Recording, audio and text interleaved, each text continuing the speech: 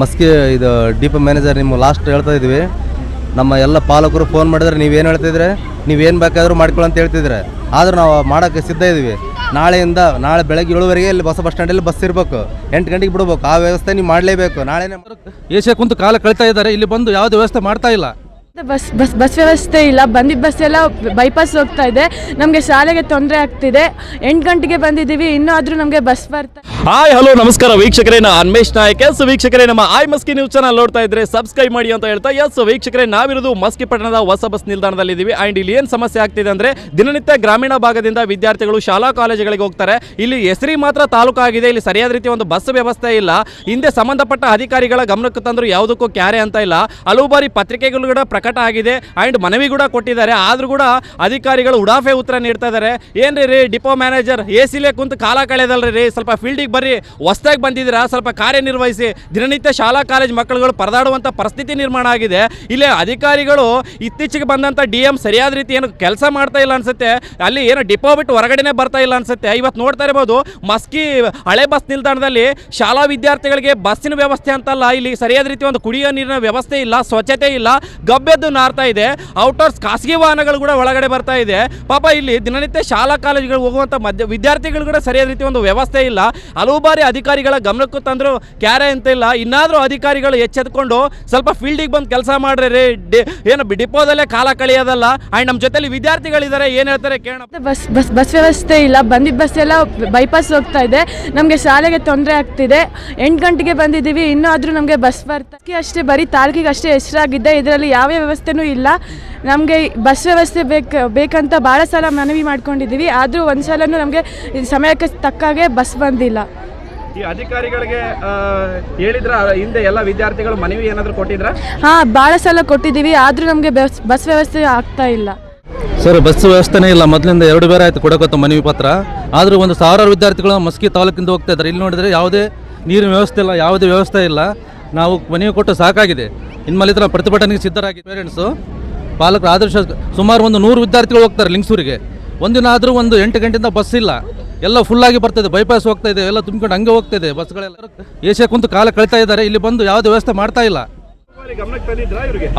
ಹಲವು ಬಾರಿ ಕೊಟ್ಟಿದ್ದೇವೆ, ಮನವಿ ಪತ್ರ ಕೊಟ್ಟಿದ್ದೇವೆ, ರೆಸ್ಪಾಂಡ್ ಮಾಡ್ತಾ ಇಲ್ಲ. ನಿನ್ನೆ ಕೂಡ ಬಂದು ನಾವು ಇಲ್ಲಿ ಬಂದು ಹೇಳಿದ್ದೇವೆ, ನಾಳೆ ಬರ್ತೀನಿ, ನೀವು ಕರ್ಕೊಂಬರಿ ಹುಡುಗರನ್ನೆಲ್ಲ ನಾವೆಲ್ಲ ವ್ಯವಸ್ಥೆ ಮಾಡಿ ಕಳಿಸಿ ಅಂತ ಹೇಳಿದ್ವಿ. ಈಗ ಕೇಳಿದ್ರೆ ಏನು ಮಾಡ್ತೀರಿ ಮಾಡ್ಕೋರಿ ಅಂತ ಹೇಳ್ತಾ ಇದ್ದಾರೆ. ಇದರಿಂದ ಭಾಳ ಬೇಸರ ಆಗ್ತದೆ. ನಾವು ಸ್ಕೂಲೆಲ್ಲ ಹುಡುಗರು ಹೋಗಿ ತುಂಬ ಲೇಟ್ ಆಗ್ತಿದೆ, ಉಡಾಪೆ ಉತ್ತರ ಕೊಡ್ತಾ ಇದ್ದಾರೆ. ಶಾಸಕರು ಸಂಸ್ಥೆಗೆ ಮನವಿ ಕೊಟ್ಟಿದ್ದೇವೆ, ನಾವು ಯಾವುದೇ ವ್ಯವಸ್ಥೆ ಮಾಡ್ತಿಲ್ಲ ಬಸ್ಸಿಂದ. ಇಲ್ಲಿ ಮಸ್ಕಿ ಇದು ಡಿಪೋ ಮ್ಯಾನೇಜರ್ ನಿಮ್ಮ ಲಾಸ್ಟ್ ಹೇಳ್ತಾ ಇದ್ವಿ. ನಮ್ಮ ಎಲ್ಲ ಪಾಲಕರು ಫೋನ್ ಮಾಡಿದ್ರೆ ನೀವೇನು ಹೇಳ್ತಿದ್ರೆ ನೀವೇನು ಬೇಕಾದರೂ ಮಾಡ್ಕೊಳ್ಳಿ ಅಂತ ಹೇಳ್ತಿದ್ರೆ, ಆದರೂ ನಾವು ಮಾಡೋಕ್ಕೆ ಸಿದ್ಧ ಇದ್ದೀವಿ.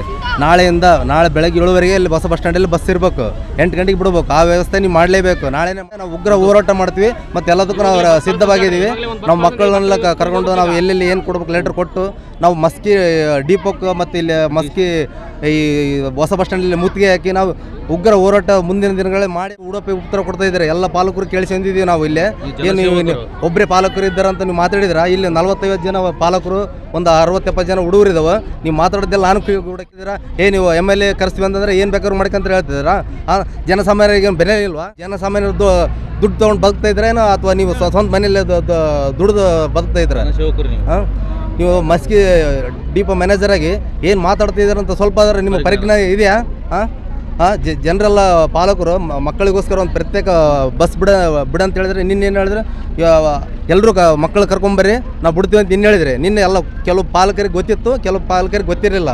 ಹಾಗಾಗಿ ಇವತ್ತು ಎಲ್ಲ ಪಾಲಕರಿಗೆ ಗೊತ್ತಾಗಿದೆ.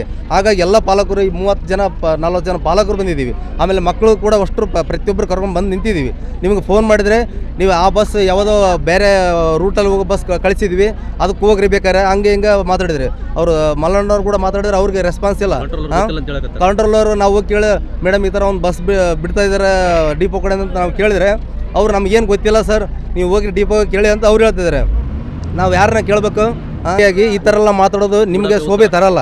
ನೀವು ಕರೆಕ್ಟಾಗಿ ಬಂದು ಇಲ್ಲೇ ಏನು ಸಮಸ್ಯೆ ಇದೆ ಅಂತ ಬಂದು ಕೇಳಬೇಕು. ಬೇರೆ ಫೋನಲ್ಲೇ ಮಾತಾಡ್ತಾರೆ, ಫೋನಲ್ಲೇ ರೆಸ್ಪಾನ್ಸ್ ಮಾಡ್ತಾರೆ. ಬರ್ಬೇಕು ಇಲ್ಲೇ ಬಂದು ಮಕ್ಕಳಿಗೆ ಏನು ಸಮಸ್ಯೆ ಇದೆ ಏನಿಲ್ಲ ಪಾಲಕರದ್ದು ಏನು ಕೇಳಬೇಕು. ನೀವು ಗೌರ್ಮೆಂಟ್ ಪಗಾರ ತೊಗೊತಿದ್ರೆ ಏನು ಮನೇಲಿ ಕುಂತು ಕೆಲಸ ಮಾಡಿ ತಾಲೂಕಿನ ಮತ್ತು ಈ ಶಾಲೆಯ ವಿದ್ಯಾರ್ಥಿಗಳು ಇವತ್ತು ಹೊಸ ಬಸ್ ಸ್ಟ್ಯಾಂಡಲ್ಲಿ ದಿನಾಲೂ ಕಾಯುವ ಪರಿಸ್ಥಿತಿ ಬಂದಿದೆ. ಬಸ್ಸಿನ ಸೌಲಭ್ಯ ಕಿಂಚಿತ್ತು ಇದನ್ನು ಕಡೆಗಣಿಸಿ ಡಿಪೋ ಮ್ಯಾನೇಜರ್ ಈಗಿನ ಡಿಪೋ ಮ್ಯಾನೇಜರ್ ಇರತಕ್ಕಂಥವ್ರು ಯಾವುದೇ ಮನವಿ ಕೊಟ್ಟರು ಕೂಡ ಸ್ಪಂದನೆ ಕೊಡ್ತಾ ಇಲ್ಲ. ನಿನ್ನೆ ಕೂಡ ನಾವು ಡಿಪೋ ಮ್ಯಾನೇಜರ್ ಹತ್ರ ಮಾತಾಡಿದಾಗ ವಿದ್ಯಾರ್ಥಿಗಳನ್ನು ಹೊಸ ಬಸ್ ಸ್ಟ್ಯಾಂಡಿಗೆ ಕರ್ಕೊಂಡ್ಬನ್ನಿ, ಅಲ್ಲಿಂದ ಬಸ್ಸಿನ ವ್ಯವಸ್ಥೆ ಮಾಡ್ತೀವಿ ಅಂತೇಳಿ ಒಂದು ಹೇಳಿದರು.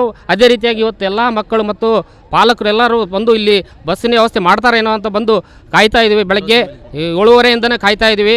ಇವತ್ತಿಗೂ ಕೂಡ ಒಂದು ಬಸ್ ಕೂಡ ಒಂದು ಸೌಲಭ್ಯನ ಕಲ್ಪಿಸ್ತಾ ಇಲ್ಲ. ಫೋನ್ ಮಾಡಿದ್ರೆ ಉಡಾಫೆ ಉತ್ತರವನ್ನು ಕೊಡ್ತಾ ಇದ್ದಾರೆ ಡಿಪೋ ಮ್ಯಾನೇಜರು. ನಾನೇ ಮಾತಾಡಿದ್ದೀನಿ ಖುದ್ದು ಮ್ಯಾನೇಜರ್ಗೆ, ಅವರು ಏನು ಮಾಡ್ಕೋತೀರಿ ಮಾಡ್ಕೊಳ್ಳಿ ಅಂತ ಹೇಳ್ತಾ ಇದ್ದಾರೆ. ಆದಷ್ಟು ಮತ್ತೆ ನಾನು MLA ಕೂಡ ಇವಾಗ ಮಾತಾಡಿದ್ದೀನಿ, ಅವರು ಕೂಡ ಏರ್ಪಾಟ್ ಮಾಡ್ತೀನಿ ಅಂತ ಹೇಳಿದರು. ಆದರೂ ಕೂಡ ಬಸ್ ಬರ್ತಾ ಇಲ್ಲ. MLA ಪೇ ಕೂಡ ಒಬ್ಬರು ಕೂಡ ಮಾತಾಡಿಸಿದ್ದೀನಿ, ಆದರೂ ಕೂಡ 10 ನಿಮಿಷದಲ್ಲಿ ಬರ್ತದೆ ಅಂತ ಹೇಳ್ತಕ್ಕಂಥ ಬಸ್ಸು ಇನ್ನೂ ಅರ್ಧ ಗಂಟೆ ಆದರೂ ಬಸ್ಸು ಬರ್ತಾ ಇಲ್ಲ. ಶಾಲಾ ಮಕ್ಕಳು ಇವಾಗ 9 ಗಂಟೆಗೆಲ್ಲ ಸ್ಕೂಲಲ್ಲಿರಬೇಕಾಗುತ್ತೆ. ಇವತ್ತು ಮಕ್ಕಳು ಶಿಕ್ಷಣದಿಂದ ವಂಚಿತರಾಗ್ತಾ ಇದ್ದಾರೆ. ಶಿಕ್ಷಣದಿಂದ ವಂಚಿತ ಆಗ್ತಾಯಿದ್ರು. ಈ ಡಿಪೋ ಮ್ಯಾನೇಜರು ಬಸ್ಸು ಡಿಪೋ ಬಿಟ್ಟು ಇಲ್ಲಿ ಬಸ್ ಸ್ಟ್ಯಾಂಡ್ಗೆ ಬರ್ತಾ ಇಲ್ಲ. ಅವರು ಅಲ್ಲಿ ಕೂತ್ಕೊಂಡು ಏನು ಮಾಡ್ತಾ ಇದ್ದಾರೆ ಅಂತ ಗೊತ್ತಾಗ್ತಾ ಇಲ್ಲ. ಇವರು ಸಾರ್ವಜನಿಕರಿಗಾಗಿ ಕೆಲಸ ಮಾಡ್ತಾ ಇದ್ದಾರೋ ಅಥವಾ ತಮ್ಮ ವೈಯಕ್ತಿಕ ಒಂದು ಇದ್ರ ಸಲುವಾಗಿ ಕೆಲಸ ಮಾಡ್ತಾ ಇದ್ದಾರೋ ಒಂದು ಅರ್ಥ ಆಗ್ತಾ ಇಲ್ಲ. ಇವತ್ತು ನಾವೆಲ್ಲ ಪೋಷಕರು ಮತ್ತು ವಿದ್ಯಾರ್ಥಿಗಳು ಇವತ್ತು ಈ ಒಂದು ಹೊಸ ಬಸ್ ಸ್ಟ್ಯಾಂಡಲ್ಲಿ ಈ ಒಂದು ತಮ್ಮ ಈ ಮಾಧ್ಯಮದ ಮುಖಾಂತರ ಮನವಿಯನ್ನು ಮಾಡ್ಕೊಳ್ತಾ ಇದ್ದೀವಿ. ದಯವಿಟ್ಟು ಮಕ್ಕಳಿಗೆ ಒಂದು ಶಿಕ್ಷಣಕ್ಕಾಗಿ ಒಂದು ಬಸ್ಸಿನ ಸೌಲಭ್ಯವನ್ನು ಕಲ್ಪಿಸಿಕೊಡಬೇಕಂತ ಒಂದು ಕಳಕಳಿಯಿಂದ ಮತ್ತೊಂದು ಸಲ ವಿನಂತಿ ಮಾಡಿಕೊಳ್ತಾ ಇದ್ದೀವಿ. ಸಮಸ್ಯೆ ಸರ್, ಹೆಸರಿಗೆ ಮಾತ್ರ ತಾಲೂಕಾಗಿದೆ ಸರ್. ಮಸ್ಗಿಯಲ್ಲಿ ಯಾವುದೇ ಸವಲತ್ತಿಲ್ಲ ಮಕ್ಕಳಿಗೆ. ದಿನ ಒಂದು 200 ಮಕ್ಕಳು ಬೇರೆ ಬೇರೆ ಹಳ್ಳಿಯಿಂದ ಬಂದು ಬಸ್ಸಿಗೋಸ್ಕರ ಕಾಯ್ತಾ ಇದ್ದಾರೆ. ಡಿಪೋ ಮ್ಯಾನೇಜರಿಗೆ ಸಾಕಷ್ಟು ಸಲ ಮನವಿ ಪತ್ರ ಕೊಟ್ಟಿದ್ದೀವಿ ಸರ್. ಇವರು ಕೆಲಸ ಮಾಡೋಕೆ ಲಾಯಕ್ ಸರ್. ಇಂಥವ್ರನ್ನ ನಮ್ಮ ಡಿಪೋದಾಗ ಇಟ್ಕೋಬೇಡ ಸರ್, ತಕ್ಷಣ ತೆಗೆದು ಬೇರೆದವ್ರನ್ನ ಇದು ಮಾಡ್ಬೇಕಂತೇಳಿ ನಾನು ಮನವಿ ಸರ್. ಸುಮಾರು ಒಂದು 200 ಜನ ಕಾಯ್ತಾರೆ ಸರ್ ದಿನ. ಇಂಥವ್ರು ಬೇಕಾ? ಎಲ್ಲಿ ಕುಂತು ಕಾಲು ಅಲ್ಲಾಡ್ಸಿ ಅಂತ ಕುಂದ್ರದಲ್ಲ ಸರ್. ಇಲ್ಲಿ ಮಕ್ಕಳು ಕಷ್ಟ ಸುಖ ಬಂದು ನೋಡ್ಬೇಕು ಸರ್ ಅವರು. ಅಲ್ಲಿ AC ಮೇಲೆ ಕುಂತು ಕೇಸ್ ಕಾಲು ಅಲ್ಲಾಡ್ಸಿ ಕುಂದ್ರಕ್ಕೆ ಅವರಿಗೆ ನೌಕರಿ ಕೊಟ್ಟಿಲ್ಲ ಸರ್. ಇಂಥವ್ರನ್ನ ಯಾರು ಸರ್ ನೌಕರಿ ತಗೊಂಡವರು? ಮಾತಾಕ್ರಿ, ಬೇರೆದವ್ರನ್ನ ಹೊಸಬ್ರನ್ನ ನೇಮಕ ಮಾಡಿರಿ ಸರ್.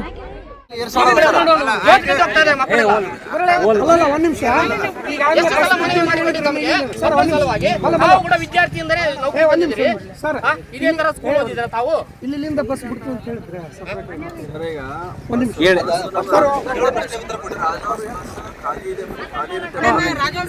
ಒಬ್ರು ಮಾತಾಡ್ರಿ, ಒಬ್ರು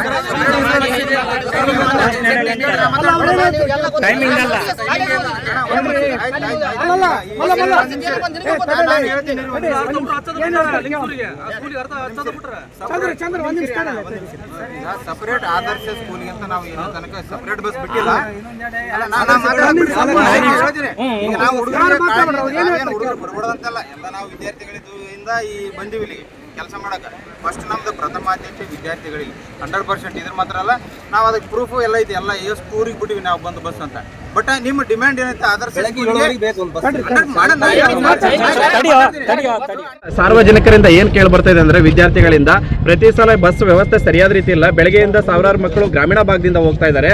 ಡಿಪೋ ಮ್ಯಾನೇಜರ್ಗೆ ಕಾಲ್ ಮಾಡಿದ್ರಪ್ಪ ಅಂದ್ರೆ ಉಡಾಫೆ ಉತ್ತರ ನೀಡ್ತಾ ಇದ್ದಾರೆ ಅಂತ ಹೇಳ್ತಾ ಇದ್ದಾರೆ. ಅಂಡ್ ತಾವು ಹೊಸದಾಗಿ ಬಂದಿದ್ದೀರಾ, ಏನು ಸ್ಪಷ್ಟನೆ ನೀಡಿ ಸರ್. ನಾನು ಮಾರ್ನಿಂಗೇ ನನಗೆ ಫೋನ್ ಮಾಡಿದ್ದಾರೆ. ನಾನು ಆಲ್ರೆಡಿ ಬಸ್ಸು ಒಂದು ಔರಾದ್ ಬಳ್ಳಾರಿ ಅಂದರೆ ಬಳ್ಳಾರಿಯಿಂದ ಬೀದರ್ ಹೋಗೋ ಬಸ್ಸು ಇದೆ, ಮತ್ತು ಒಂದು ನಮ್ಮದು ರಾಜವಂಶ ಬಸ್ಸು ಕೂಡ ಅದರಲ್ಲಿ ಹೋಗಿ ಅಂತೇಳಿ ಹೇಳಿದ್ದೀವಿ.